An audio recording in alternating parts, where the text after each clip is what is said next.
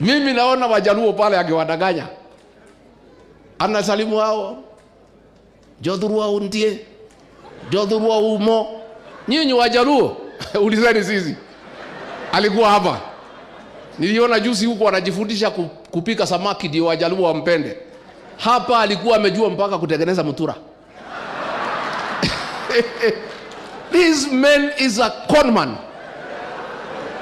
Is the greatest conman on earth.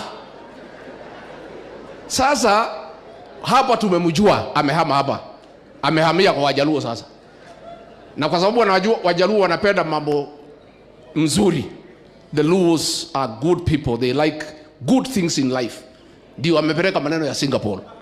Because Wajaluo wakisikia Singapore wanasema hiyo ni sawa. Sisi alitudanganya na mambo ya hii ya bottom up. Because sisi ni watu ya chini chini. Hatuna mambo kubwa kama Wajaluo. Hatutaki hiyo Singapore nini, si nataka pesa ya kukula kidogo kidogo, akatudanganya na hiyo. Sasa sisi tumemjua, amehamia pale. Christmas yote alikuwa pale. Anaenda mpaka mpira ya MP. Anaenda mpaka mpira ya chief. That is the way he came here for 9 years. By the time he left, we are all crying. So that tuko na machozi.